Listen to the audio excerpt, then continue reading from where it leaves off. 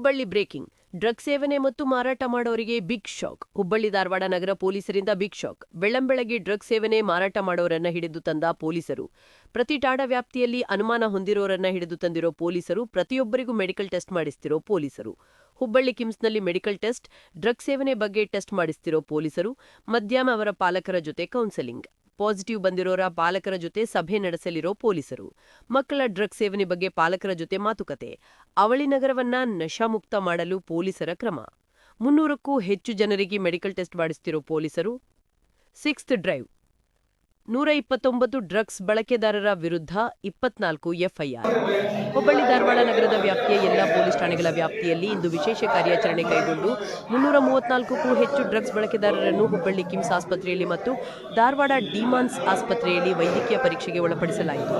ಅದರಲ್ಲಿ 129 ಜನ ಡ್ರಗ್ಸ್ ಸೇವಿಸಿದ್ದು ದೃಢಪಟ್ಟಿದ್ದು, ಅವರುಗಳ ವಿರುದ್ಧ 24 ಎಫ್ಐಆರ್ ದಾಖಲಿಸಿ ಕಾನೂನು ಕ್ರಮ ಕೈಗೊಳ್ಳಲಾಯಿತು. ನಂತರ ಇವರನ್ನು ಹುಬ್ಬಳ್ಳಿಯ ರಂಭಾಪುರಿ ಕಲ್ಯಾಣ ಮಂಟಪಕ್ಕೆ ಕರೆತಂದು ಡ್ರಗ್ಸ್ ಬಳಕೆದಾರರಿಗೆ ತಜ್ಞರಿಂದ ಕೌನ್ಸೆಲಿಂಗ್, ಅವರ ಪಾಲಕರಿಗೆ ಮಕ್ಕಳ ಬಗ್ಗೆ ತೆಗೆದುಕೊಳ್ಳಬೇಕಾದ ಕಾಳಜಿಯ ಬಗ್ಗೆ ಓರಿಯೆಂಟೇಷನ್ ಕೂಡ ನಡೆಸಲಾಯಿತು. ಇದುವರೆಗೂ ಒಟ್ಟು 6 ಬಾರಿ ವಿಶೇಷ ಕಾರ್ಯಾಚರಣೆ ನಡೆಸಲಾಗಿದ್ದು, ಒಟ್ಟು 2800ಕ್ಕೂ ಹೆಚ್ಚು ಶಂಕಿತ ಡ್ರಗ್ಸ್ ಬಳಕೆದಾರರ ವೈದ್ಯಕೀಯ ಪರೀಕ್ಷೆ ಮಾಡಿದ್ದು, ಅದರಲ್ಲಿ ಪಾಸಿಟಿವ್ ಬಂದ 1270ಕ್ಕೂ ಹೆಚ್ಚು ಡ್ರಗ್ಸ್ ಬಳಕೆದಾರರ ಮೇಲೆ 245 ಎಫ್ಐಆರ್ ದಾಖಲಿಸಿ ಕಾನೂನು ಕ್ರಮ.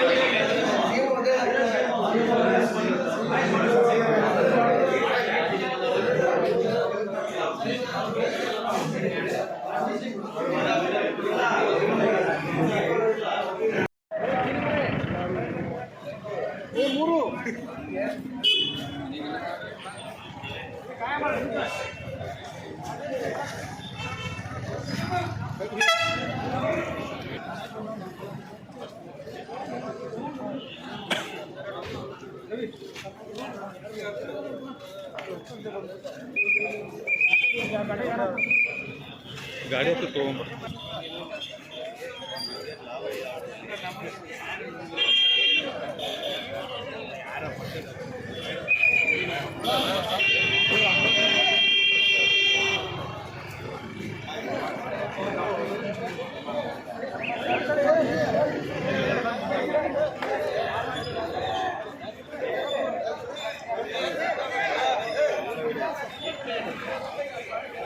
Oh